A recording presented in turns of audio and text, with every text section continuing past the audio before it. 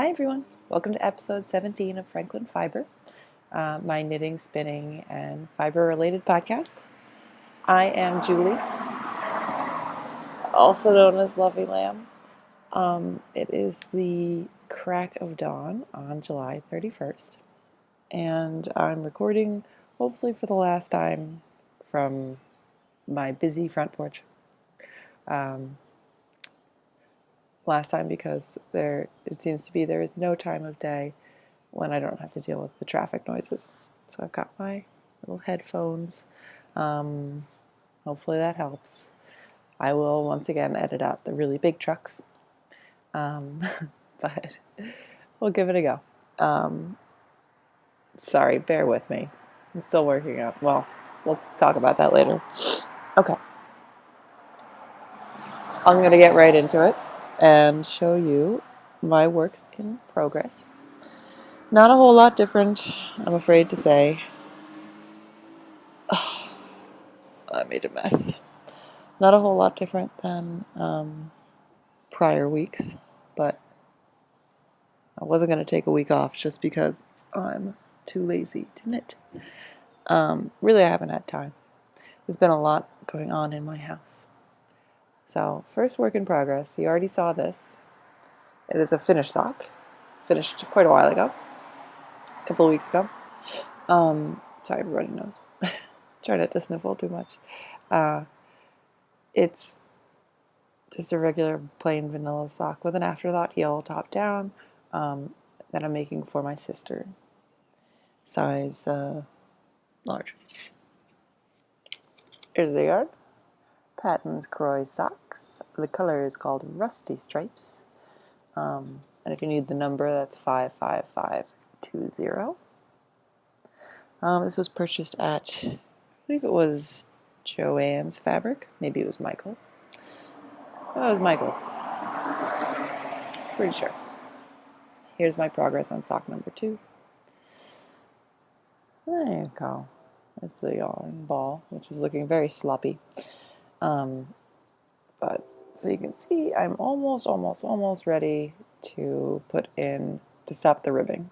And then I'll put in my afterthought yarn. That's like 3 small stripes away. My afterthought heel yarn. So, yeah, it's getting there. I haven't been motivated really to work on this very much because I don't really like it. I'm sad to say. I don't want to be a Debbie Downer, but I just don't like the way it looks. It looks like it's a little too 70s. I thought it'd be 70s in a funky way, but it really is more like 70s in a thrift store sock way. I don't know. I'm just not a huge fan. But yeah, the quality of the yarn is good, and there's a train going by. I kid you not. The train station is like a mile from here, but somehow you can hear it. Sorry. I'm just going to talk over it. Can't deal with this at this time of the morning. So yeah, those socks, I'm working on them. They'll get there. They'll be a good pair of socks to wear. It's maybe not a great pair of socks to show off. I don't know. Maybe she'll like them. Okay, dokie. So, next work in progress is my eye blink shawl. Hard to see at this moment because unblocked lace in progress never looks like anything, but I'll try. So this is a free pattern on Ravelry by Heidi Alander called Eye Blink, as mentioned. That's where I am. You can see the lace in there, I think. If I just like move out of the way. So this is, I'm just past the first repeat. I'm 4 rows into the second repeat of the first chart. There's 2 charts. One is just the ending chart, but I think it looks pretty. I believe it does. So if you remember last week, I showed you, oh, hang on. Just wanted to say real fast. Socks are on 1.5 US needles. Addy Turbo Magic Loop. And these are on some US number. They actually do say it on Addies, but it's so tiny. I think these are 6s? 6 or 7. They look more like a 7. I'll tell you in the show notes. Or it's the pattern. It's the size that's specified in the pattern too. So, but I'll put it in the show notes. Anyway, last week I told you that I was very frustrated with this shawl because I had a whole row, the last row of the chart, that was messed up. It got messed up and I didn't know how, and I could see that it was off by 1 stitch. And the solution, so I unknit that entire row. I tinked, and then did just some counting and some close examination of what the heck was going on. And it turns out the pattern does not tell you this. The pattern doesn't specify that you use stitch markers at all. But it also doesn't mention that if you are using stitch markers on that row, the stitch markers move. There's a knit 3 together at the end of that repeat of the chart, and that knit 3 together uses 1 stitch from what would be the other side of your stitch markers if you have stitch markers. So, but when you look at the chart, it's a straight line. It doesn't kind of move at all, the repeat section. So I thought that I was doing something wrong. And when I had started that row, I assumed that my count had gotten off on the last row, and I just quickly, I basically left out 1 knit stitch at the beginning so that the pattern would align with my stitch markers, which actually was not aligned with the rest of the pattern. So, solve that problem, and I'll put a note on my project page just because there's not a whole lot of projects on there and no one else has mentioned this issue. I assume that they were not using stitch markers and so wouldn't even have noticed this issue. But it did throw me off, and but I'm back on track now. And I still like this pattern a lot. It is fun to knit. So it's really a very easy lace chart. It was just that one little piece of information that really threw me off. So there you go. And this is how much yarn I have left. I'm using my hand dyed. I've got quite a bit left. I started the lace section early. There would have normally been more stockinette here before the lace section, but the pattern says you can start the lace whenever you want. And I wanted to start it early. I was bored with stockinette, and I thought I could get probably more bang for my buck if there's more lace in this shawl. It would make it, because lace is going to block bigger, so it would make it a bigger shawl. So we'll see. I'm hoping to get the pattern calls for 2 chart repeats, 2 repeats of chart A before you do that last chart. And I think I'm going to try for 3. I'm going to probably do some weighing and figure out about how much yarn I'm using per row. It does grow. It's crescent shaped. So I'm going to have to fudge some math and make sure I can get through all that. But yeah. I'm enjoying it. That's what I do when this is what I work on when I'm just sitting around instead of that vanilla sock that I hate. Okay, spinning. So I'm going to show you the in-progress spinning first. It's going to look a lot like last week. This is Linty. This is Crown Mountain Farms. Their fiber. It is Falkland. The color is Walpurgis, or Walpurgis. Still don't know how to say it, but I do know now that it is a reference to a Black Sabbath song, and it is also the name for one of the nights of Halloween, I think, in the Celtic calendar. Anyway, that's what it looks like in roving form. It is like pencil roving, that's how it comes. I didn't strip it down. It is sold just like this. It's a really pretty mélange of blues and purples and blacks. It's really fun to spin too. It's very easy to spin. I won't go too far in depth about the quality of this fiber really because sadly I do not believe it is available for purchase anymore. They have their website is still up, but anytime you click on any of the purchase links, it goes to a dead site.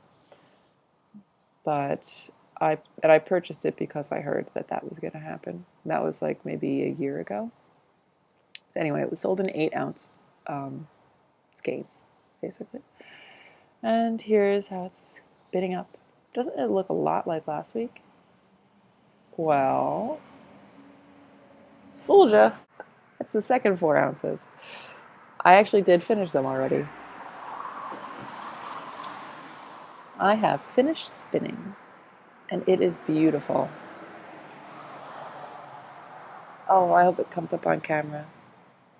Oh, it's so pretty. Can you see it? Could you see it? This is 250 yards of a 2-ply worsted. And I applied it rather, with a really tight twist. And I love how that came out in the end. I'm really happy with the finished product. It's pretty even, which is rare for me. I'm usually on the thick and thin side. Oh, it's so bouncy. So bouncy. Here. Please come out. Yeah, that works. There you go. So yeah, I 2-plied it from a center pull ball. So it was 2-plied onto itself. And it just came out so beautiful and round and luscious and squeezable. And just, I don't know, it just looks... I've been on a unintentionally... I've been on an unintentionally loose flying kick. Sorry. Try not to use my chin. A lot of the yarns that I've made recently, I'm not really happy with how loosely they were plied. And then, loosely plied yarns, they have their place. But this one, I could just tell it was spinning up like so round and luscious that I really wanted it to be a nice tight ply. You can see how tight that ply is, right? Well, if the camera will show you. So it is super tight. I was worried that I was going to end up with an overspun and therefore kind of slanty yarn. But no, it worked perfectly with how I spun my singles. It seems like it's a happy yarn, and I'm happy with the yarn. So yeah, makes me happy. Oh, it makes me so happy. The color is so deep and rich. So 250 yards of a worsted. I'm hoping that the next 4 ounces will yield about the same, and then I'll have 500 yards of a worsted, probably to make into some kind of shawl. I'm not sure what that will look like yet, but we'll see. I forgot to, I skipped over a segment. Finished objects. I actually have one. I'm on a big pom-pom hat kick, in case you couldn't tell. A chunky pom-pom hat. This is probably going to like freak out the camera. So this is that, I don't know if you remember last week, I showed you, was it last week? Yeah, last week. I showed you some yarn that I had dyed up. This was a hand-painted yarn that I made that was sort of like tie-dye colors. I was calling it wavy gravy. So this is the construction. It's a super bulky, and it's basically a strand of wool roving with a nylon wrap. Show up. Yeah, there you go. Which it looks like boucle in the skein, or like rickrack, but when you knit it up, it knits up nice and flat, like just like a big chunky soft piece of fabric. So I had that. It was like 110 yards or so of this bulky, and or super bulky, and I wanted to make a hat out of it, and I found a pattern that would allow me to with that amount of yarn, and it is called the Vermonter. Hang on, I wrote down who it's by. It is by Abby Gregorio, who is Spiderwoman Knits, and it's just a funny hat. It's really simple. I didn't weave the end in yet, but it is blocked. It's actually wet. So it's just a funny, chunky hat with little garter ridge stripes. Super easy. I started this hat at 3:30 2 days ago, and it was finished at 5:30. So if you need a last minute gift and have a funky person in your life, I recommend this hat pattern. And I do have a funky person in my life, someone who would absolutely love this, because this isn't my thing. See, it's like very bright, like highlighter yellow, and then gray and aqua with green as well. Really colorful. One thing I liked about this, I have I don't want to toot my own horn or anything, but I do love dyeing yarn, and what I was going for when I was hand painting this skein, is I really wanted to avoid pooling and flashing in the finished product. Because if you think about it, a hat is a really great example, a hat in the round. So if you have a skein of yarn that you're dyeing, and most people do, like indie dyers and hand painters and home dyers dye in the skein. So you've got a round skein, as you can picture, and you would just, you put that on your work surface and you start adding color to it. But let's just say you've got, 3 colors. You've got yellow, blue, and green, or something like that. And you just apply those in chunks onto the fiber itself, yellow, blue, green. And they blend together at the edges, and it's very pretty in the skein. And then oftentimes after you're done setting that dye, you'll reskein it, because the original skein got kind of loose and funny. And now it looks like a big, beautiful, stripy carnival of color in your skein. But what you started with, if you recall, was this round loop, and the strand of yarn that's in that loop went yellow, what did I say? Yellow, blue, green. Yellow, blue, green. Now if you take that yarn and you start knitting something like a hat in the round, it's going yellow, blue, green, yellow, blue, green, yellow, blue, green, blue, green, you know what I'm saying, as you're knitting. And that's what's going to create pools of color and flashes, is because you actually have dyed it in a pattern, in a circular pattern. And the same works for knitting flat. It's just, just backwards, or it goes backwards for part of it. But so that's what's creating your flashing, partially, is the fact that this was a repeating pattern and it's catching up to itself every so often, as you go around. And I've definitely done hand-dyed yarns where I've ended up with some really unattractive flashing on a hat, where it looks like a TV static or something, or not TV static, like back in the old days when you had to track on a VCR and everything kind of went wavy. So I made a concerted effort to dye this in such a way that it would avoid any pooling. And I think I did a pretty good job, actually. This was sort of my test. There was a little flashing up here on the brim, but as soon as I left knit one, purl one rib, and just did the stockinette part, it really immediately left. I think that was just that the way that it was dyed in the beginning of the skein. I didn't do what I just said. I didn't avoid that flashing. But I actually kind of like how it stays only for the ribbing. You get this kind of funny diagonal pattern, and then it switches over immediately to a really modeled kind of, random color change section. Anyway, this hat, I'll try to, should I put it on? I don't know. Just a hat, just a winter hat. But it's for a friend who, missed it. But it's for a friend who loves crazy colors and wears hats all the time. So it's a good person to make a crazy color hat for. Oh, man. Okay. Stop sniffling. And the pom-pom I just did in the palm of your hand method. Round, round, round, round, round. Take it off, tie in the middle, snip. Then you have a giant pom-pom. Okay. One more thing. I have a little magazine review for you because I got my knit scene in the mail. Here you go. You can see my address.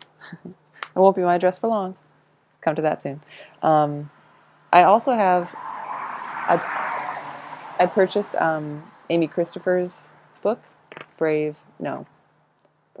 New American Knits, and it's fantastic and I love it, but I wanted to have a little more time to look at it before I reviewed it. So instead, I'm going to start with my magazine. This is it should be on bookshelves soon. I just got it in the mail, and usually they put it up pretty soon after. But just to give you a little sneak peek to see if it's something that you'd be interested in. This is the fall 2012. They do a designer spotlight for Julia Farwell Clay, and it's all steampunk themed. And there were a couple of patterns in here that I thought were attractive, including this colorwork sweater. It's got like clockwork is kind of the idea behind it, but I think I could also change up that design. But I actually kind of like it. It sort of looks like ship's steering wheels too. But just a quick aside, and there are some other nice patterns from this designer, but I gotta take some issue with the styling in this. I'll give you a quick look. I think to me it just looks like they thought, let's just give this girl crazy hair and call it a day, and we'll just phone in the rest of the styling. So, for example, this I find is a very unattractive outfit with these big poofy sleeves and this like ripply tight skirt, which actually looks like it's a dress. I can't really tell. And it appears she's wearing a turtleneck pirate sleeve shirt. Reminds me of the puffy shirt from that episode of Seinfeld. And I find it's actually difficult to see the sweater under it and the 3/4 sleeves of the sweater. And it's just like it's styled in such a way that I can't imagine ever wearing it like that. And I wish there was a picture of just someone wearing a 3/4 sleeve sweater, maybe with like a button down, like a short sleeve collared shirt or something like that under it. I know that that's obviously not the aesthetic they're going for, the polo shirt, but I don't know. The puffy shirt under it is really throwing me for a loop. But it's still a nice sweater, and I like the sweater. Okay. So the theme of this knit scene is Scottish knits, heritage knitting, actually. And then within that, Ganseys and Scottish knitting adventures. So we move on to a section called Campfire Knits. That's the header for it. And this is it. It's all Gansey-inspired sweaters. So we've got a man sweater that I like, even though it is unflattering, but I think Ganseys on men tend to be a little unflattering. They're really boxy and add a lot of bulk. So I don't know if my husband was necessarily going to get this, but I do think it's attractive. So there you go. It's a pretty traditional turtleneck Gansey, or mock turtleneck Gansey. And then the ladies' patterns. Give it up for the ladies. And that one was called, I'm sorry, I should tell you.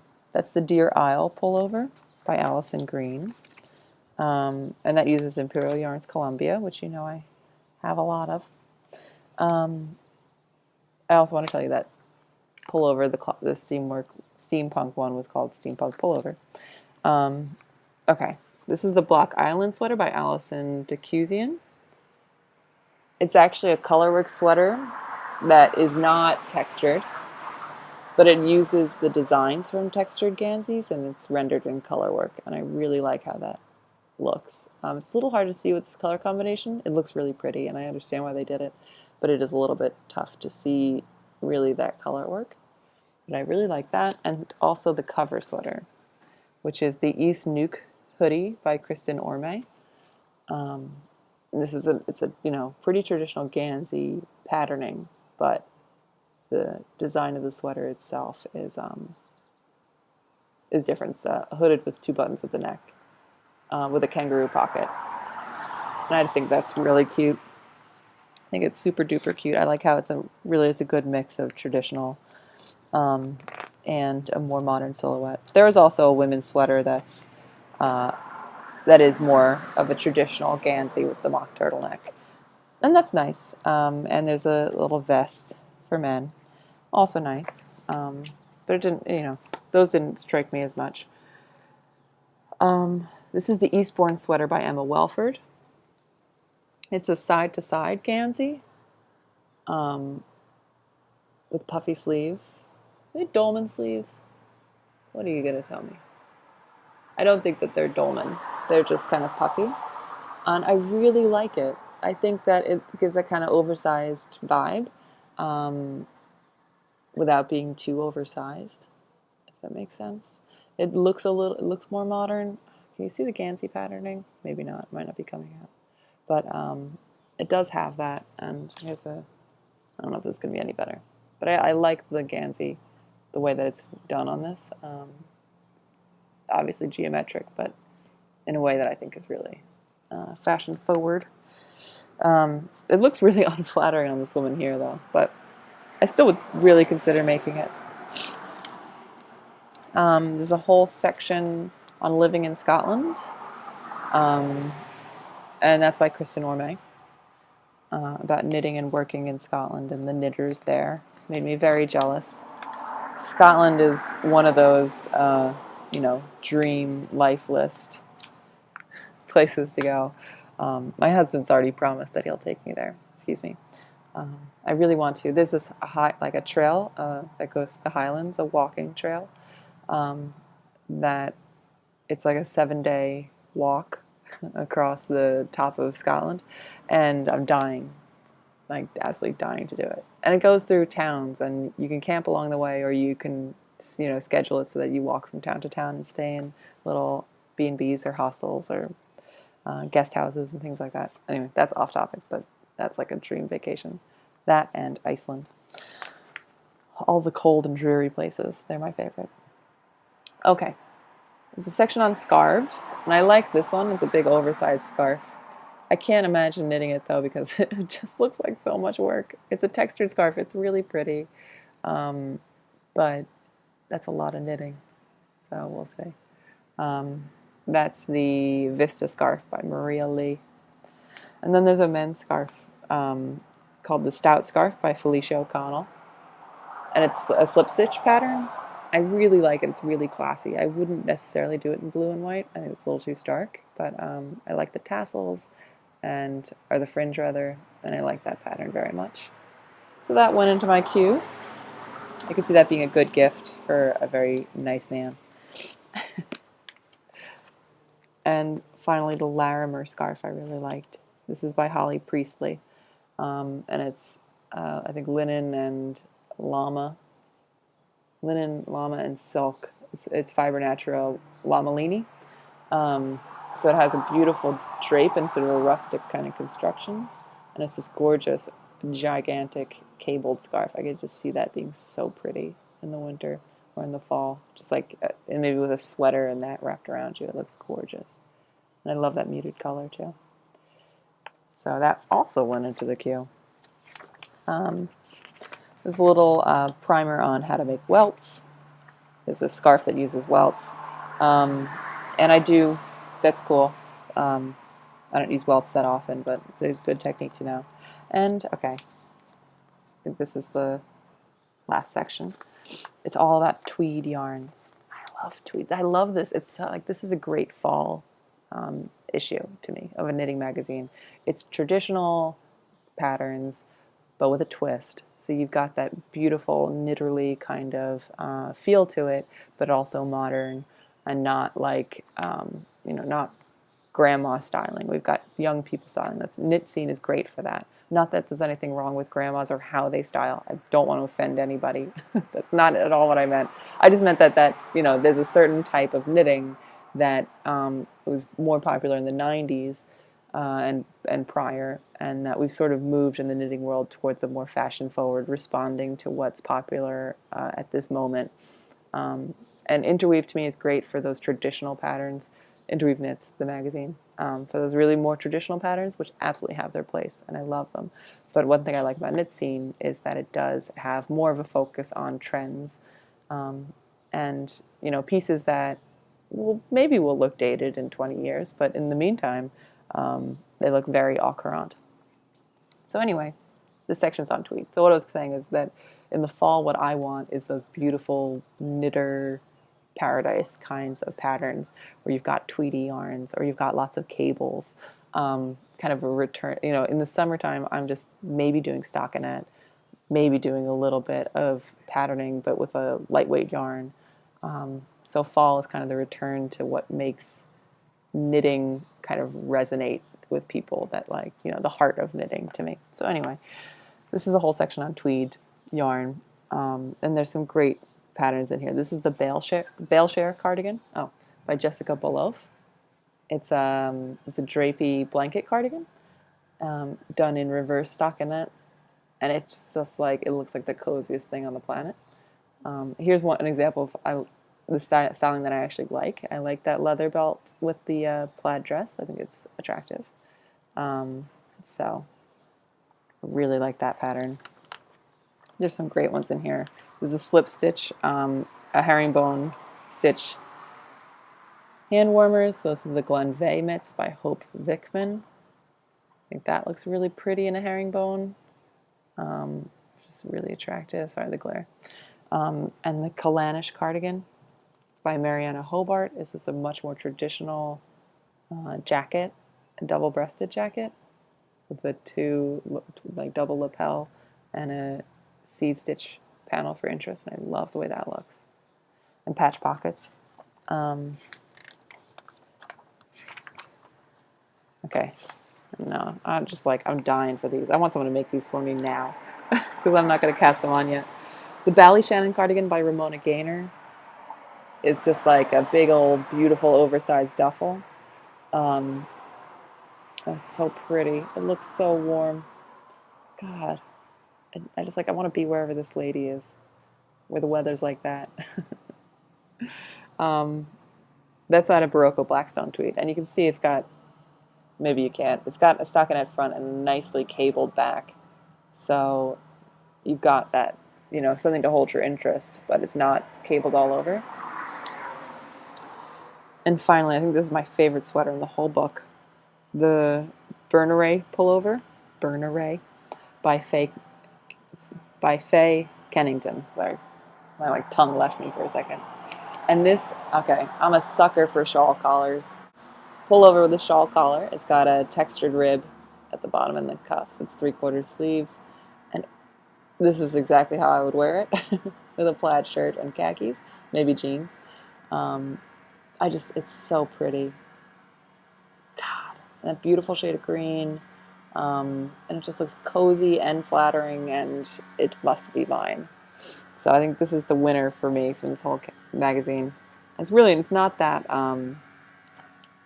like fancy or anything of a sweater, but it's really pretty. It's actually knit from the bottom up. From the bottom up, add the sleeves through increases, continue up, decrease sleeves, and then the rest of the body. And then it's folded, seamed, and I think the collar is picked up and knit. Interesting construction. It sounds doable to me. That's instead of Harrisville Designs Watershed is the yarn. Beautiful, beautiful tweediness. And I just wanted to see they don't tell you the weight in here. Well, anyway, that's got to happen. I love it. It's so pretty. It's made on 7s and 8s, so I'm guessing that's probably a worsted weight wool yarn. So that's the knit scene. Yay! This was totally a win. I just redid my subscription. I had let it lapse to knit scene and to interweave, and I got one of those cards in the mail with a discount rate, and I'm a sucker. I totally did it. Mostly because around here I find it's difficult. It's more difficult than when I was living in Philadelphia to find these magazines in bookstores. There's not really that many knitting shops around here, so I can't just hop down to my local knit store, my local yarn store, and pick them up there or browse through them. And the Barnes & Nobles here don't sell them, which is weird. Nor do the Joann's or Michael's. So I think I'd have to go pretty far. Sorry, there's now people cutting the grass. So I'm going to wrap this up quickly. Anyway, I did the subscriptions because I really can't find it otherwise. And this first issue is not a disappointment. Okay, really quickly, a couple of little updates and rambly stuff. Not that I haven't been rambling.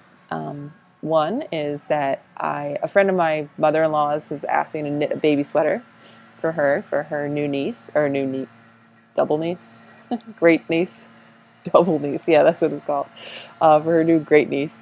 And I'm happy to oblige. I love knitting stuff for babies.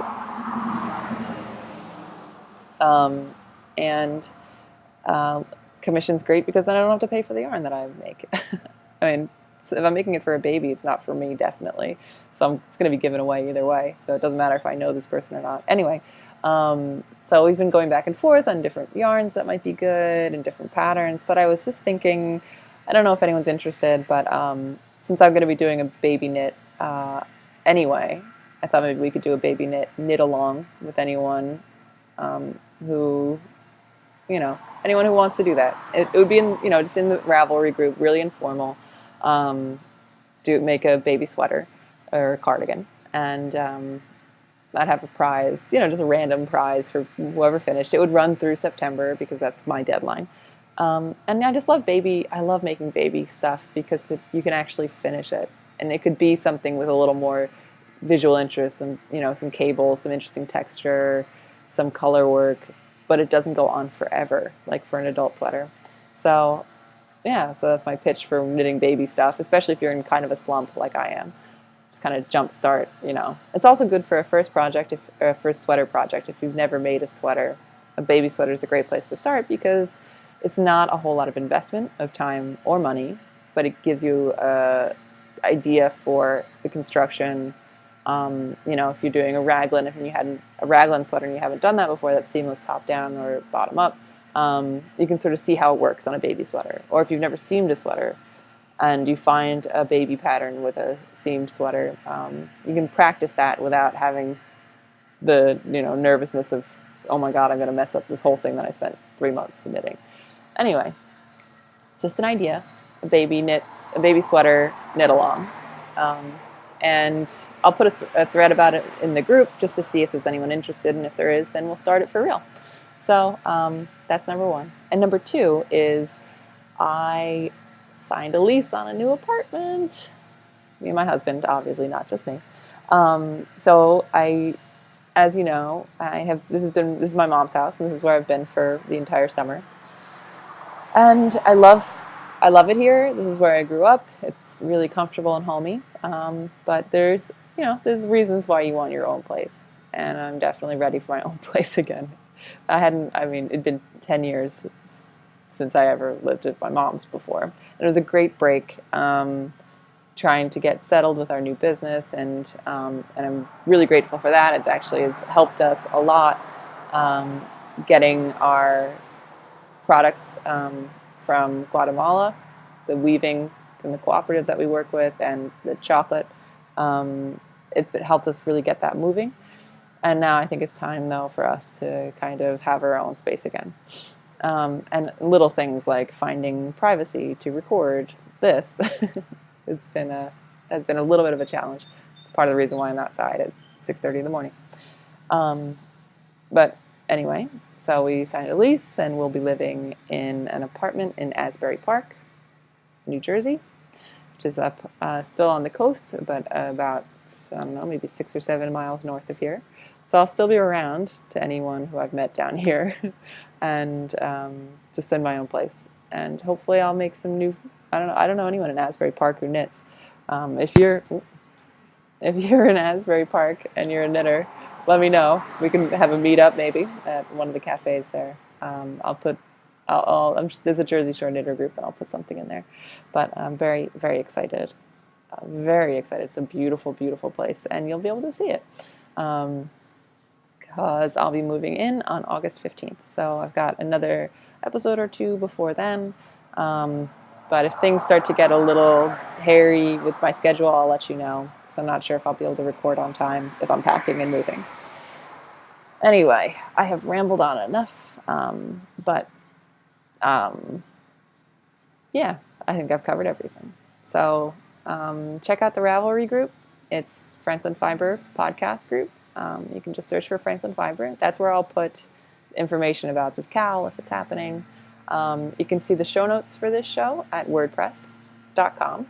My site is franklinfiber.wordpress.com. And you can watch this show if you kind of picked one way and stuck with it. I'll let you know that there's other ways to watch the show. You can watch it on my blog, which is through YouTube. That's actually got the best video quality, oddly, of all of the different ways you can watch it. You can also watch it on Podbean, but I don't think anyone ever does that. And you can also watch it on iTunes. But the iTunes feed that I have right now, unless I pay a lot more, the quality's not as excellent.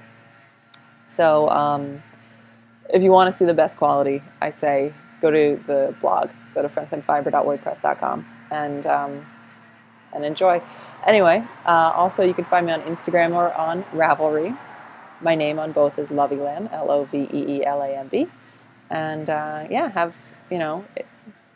absolutely follow me. I love sharing pictures. I love finding new people to follow on Instagram, that is. And Ravelry, friend me.